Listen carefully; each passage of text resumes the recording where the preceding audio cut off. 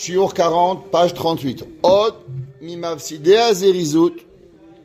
Qu'est-ce qui fait, merci, qu'un homme, il perd le zèle de faire les mitzvot comme il faut. Urov hapachad vegodel amora minazman vetoldotav. En un mot, ça s'appelle l'angoisse. Il y a des gens, ils sont angoissés de tout. Ils se lèvent le matin, les gens, tous les angoisses, tout leur prend du temps, toute leur vie à l'envers.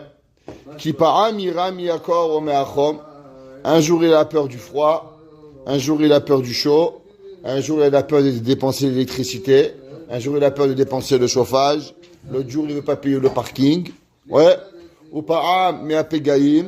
et après il a peur de ce qui pourrait lui arriver dans la route.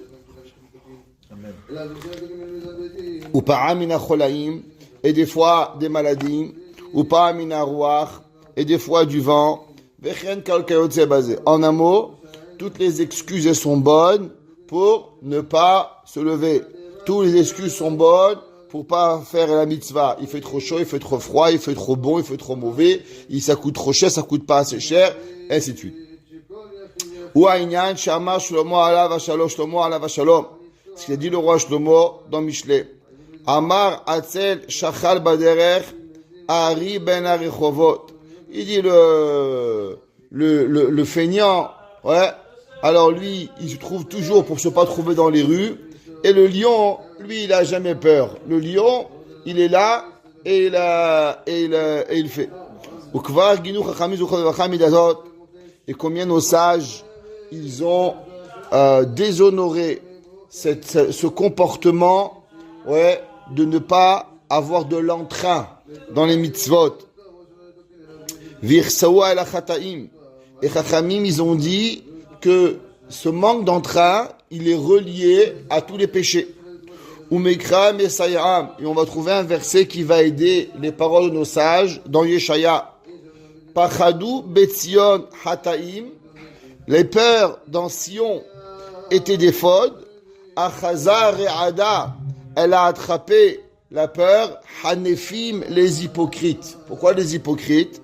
Ouais, à cause que les gens, quand il arrive pour le bon Dieu, il fait trop chaud, il fait trop froid. Mais pour aller voir un match de hockey chez les Canadiens, ils restent là-bas que pendant 4 heures. Quand il faut aller faire du ski à moins 45, ils sont en haut de la montagne. Mais je comprends pas, je croyais que tu avais peur du froid. Ouais, mais tu comprends pas. Les excuses, elles sont que pour le bon Dieu. Mais quand il s'agit de leur plaisir personnel, il n'y a aucun problème.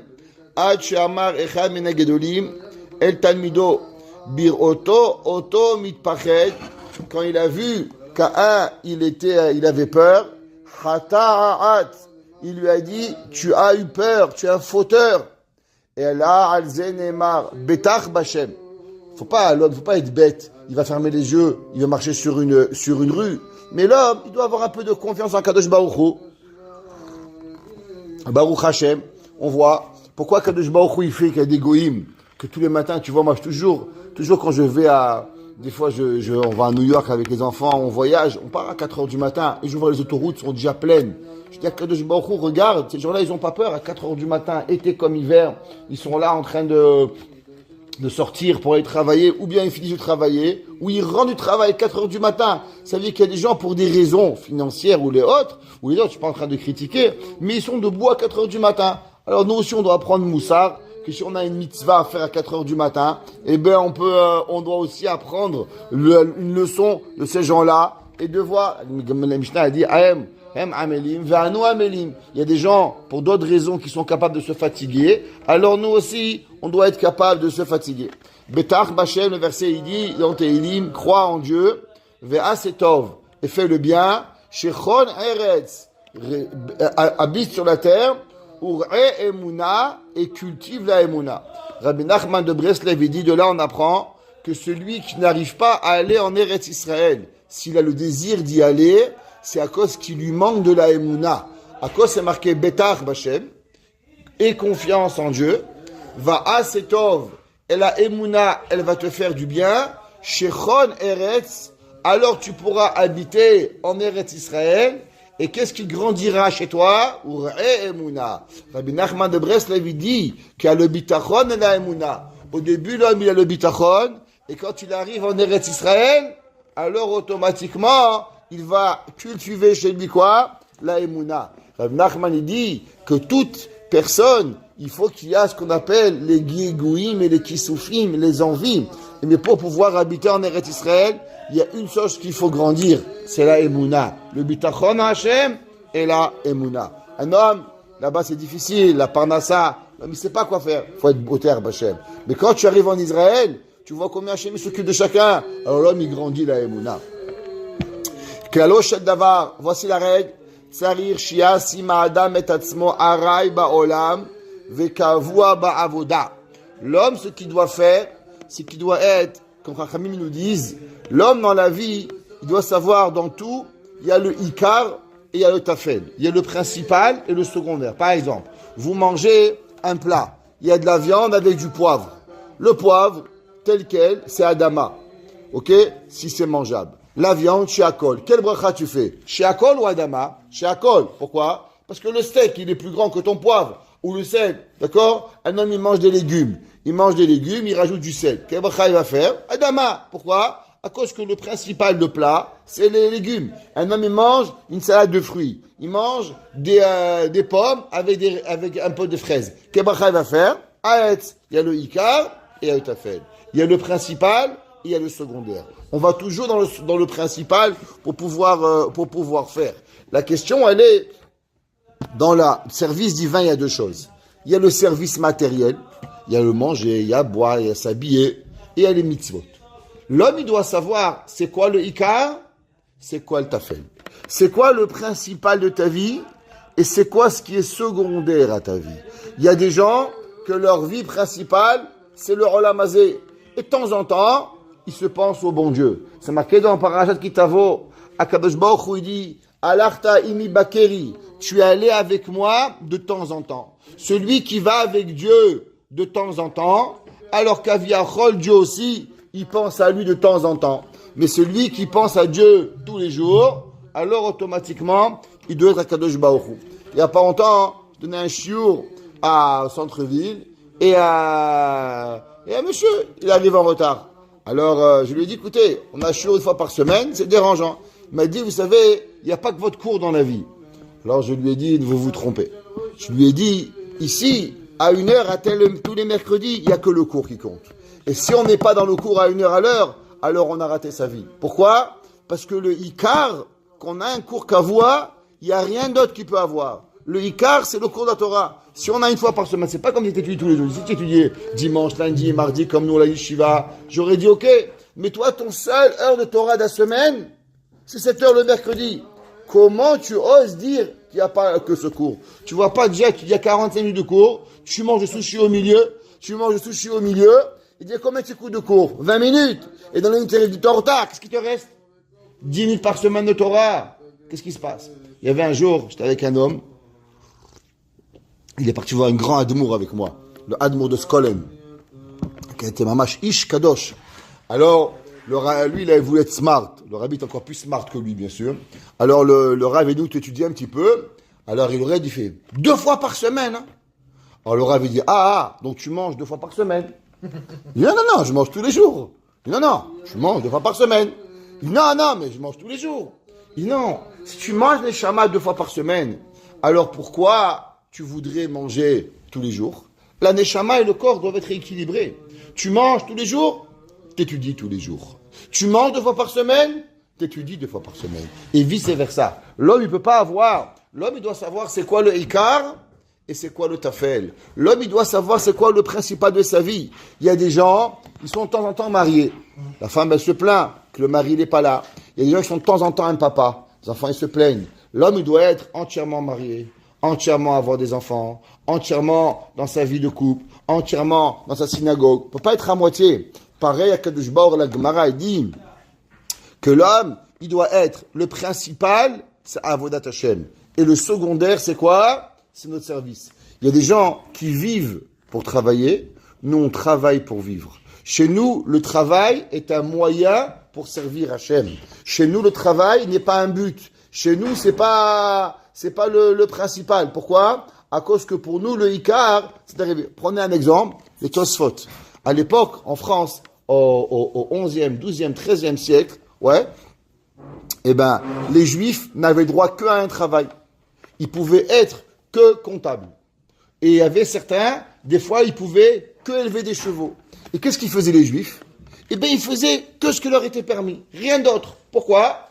À cause que la judaïcité leur empêchait de faire quoi que ce soit à part ce travail. Ça veut dire qu'on est juif et après on choisit le travail. Vous savez combien des fois je reçois des questions au téléphone, des jeunes filles qui demandent Rav, je voudrais devenir tel métier.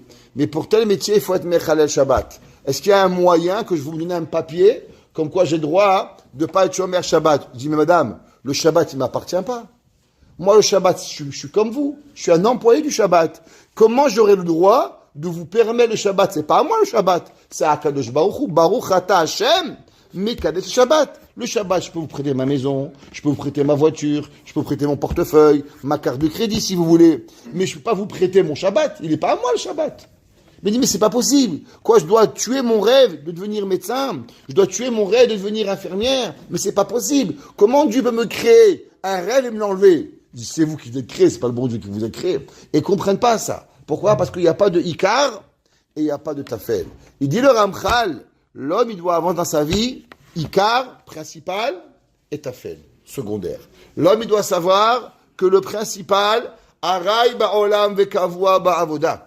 L'homme, manger, boire, dormir, les gens, moi, ça m'épate. Comment il y a des gens, ils peuvent pas vivre s'ils mangent pas 3 repas par jour. Ouais, mais tu comprends, ce matin, je fais mon petit déjeuner. Et alors, moi, ça fait 25 ans que je pas mangé le petit déjeuner. Je suis pas mort, hein. On peut continuer à vivre, hein. Ça va rien changer dans la vie d'un homme si tu manges ou tu manges pas. L'homme, il n'arrive pas à avancer. Mais, Shalom, que tu lui enlèves un gâteau ou un pain au chocolat, ça, mais Kirat Shachet Mincha arrive et tu dis pas, l'homme, il va avancer. Yitratse, Vistapek, Bechol, Inyane Olam. Mais Machemis Dameno, ouais, il doit aller en vacances 3 fois par année, il doit avoir tous les plaisirs du monde, surtout les Français. Les Français, c'est très très important, les vacances en hiver et les vacances en été, des vacances au printemps, les vacances en hiver. Ils ont Balinara, là-bas, ils ont 5 semaines de vacances payées, toujours en vacances les Français. Ils vivent de vacances en vacances. Veikar Minababiado. Une des choses qui choque quand les gens ils viennent au Canada, c'est qu'une des choses, c'est que les Canadiens, ils sont pas dans la vacance. Vous savez, j'ai lu quelque chose d'extraordinaire, rien à voir, mais on parle du Canada. Mais j'ai lu dans le livre que le rabbi de Tosh. Le rabbi de Tosh, un jour, il a rencontré Parizeau, le premier ministre Parizeau. Vous savez ça? Et il avait aidé beaucoup la Kila de Tosh, Parizeau. Et une des raisons pourquoi il avait aidé le rabbi de Tosh, il avait rencontré le rabbi de Tosh, il lui avait demandé, les Juifs, ils habitent tous aux États-Unis. Pourquoi vous, monsieur le rabbin, vous êtes venu vous installer au Canada? Alors, le rabbi de Tosh, il lui a dit que dans chaque pays, il y a un ange qui est représentatif de la mida du pays. Et il lui a dit, en Amérique, le malach qui s'occupe de l'Amérique s'appelle le malach de Chesed, le malach de la bonté. L'Amérique, elle est pleine de bonté. Les gens, ils viennent, ils deviennent riches. Les gens sont bien, c'est connu. L'Amérique, c'est le pays où tout le monde rêve, le rêve américain. Et il lui a dit, le Canada, c'est un pays de Chesed et de Rachamim, de bonté et de grâce. Et Parizeau, il lui a dit, alors c'est qui l'ange du Canada? Et il lui a dit, c'est le malach du shalom, le malach de la paix. Et c'est pour ça qu'au Canada, tous les gens sont gentils. C'est marqué dans le livre de Rabbi de Tosh, en anglais, traduit par Ratscroll, vous pouvez le voir là-bas, je l'ai fait lui samedi soir, où le Rabbi de Tosh, il a dit que c'est pour ça que les gens sont kind, sont gentils, ils ne sont pas en guerre. Dans beaucoup de pays, c'est la guerre, ils se déchirent. Ici, les gens, allez-y monsieur, au stop, repasse, reviens. Et non, mocho, habla, el poco, yeye. Les gens, ils parlent beaucoup, mais ils font pas grand-chose. Ouais, bon, pas beaucoup le matin, pas beaucoup l'après-midi. Mais BMT, ils sont chesed ou berachamim. Faut savoir, ça, c'est comme ça que le Rabbi de Tosh, il a dit. C'est pas moi, je connais pas les anges. Mais lui, il a dit. Il est aimant de me dire qu'est-ce que les gens, ils disent. Alors, et c'est pour ça que quand il a entendu... Et nous, c'est Chesed et Rachamim. Et c'est pour ça que le Rabbi Tosh, il a dit qu'il a préféré de venir ici parce que lui, il voulait une pays de terre, de shalom. Et quand Parizeau, il a entendu ça, il était tellement impressionné, alors il a donné 6 millions à l'époque au Rabbi de Tosh. Veillez, Rachok minamenucha. Et l'homme, il doit être loin du repos. Vekarov limlacha ou l'amal. Il y a des gens, tout est bon pour se reposer. Ils sont abonnés au lit. Vous connaissez ça? Ils ont un pass. Et chaque fois qu'ils gagnent, Chaque fois qu'il gagne le lit, alors il revient au lit. Ils ont une attirance spéciale vers le lit. Ils vivent dans leur lit, matin, le matin, midi, le soir, le lit. Ok? Veillez nachon libo batuach bashem. Et l'homme, il doit être Kadosh Baruch Hu. Velo yira mitolotav azemanu pegaav. Et l'homme, il ne doit pas avoir peur des intempéries qui doit arriver. L'homme, il doit faire ce qu'il doit faire et il doit avancer ce qu'il doit avancer. Moi, j'ai lu un jour qu'il y avait des gens, ils allaient à la yeshiva. Le Rav de mon père, il s'appelait Rav Eliaou Eliovitch. Il habitait en Hongrie. Lui, quand il avait 13 ans, pour aller à la yeshiva, il marchait 14 jours à pied. Aller, 14 jours retour à pied. Il n'y avait pas de train, c'était pauvre. Il allait et il marchait pendant 14 jours à pied. Quand il avait, des fois il trouvait un fermier qui lui prenait quelques kilomètres sur sa charrette. Pour aller à la yeshiva, ça prenait 2 semaines à l'aller. Il restait chez ses parents 1 semaine et il repartait 2 semaines. Et chaque soir, ou dormir, ou manger, tout ça pour aller à la yeshiva. J'ai lu une autre histoire qu'il y avait un jour un monsieur, il allait chaque fois à la yeshiva, ça lui prenait 5 jours de marche. Un enfant de 13 ans. Mon fils demande d'acheter du pain au bout de la rue, il va pas.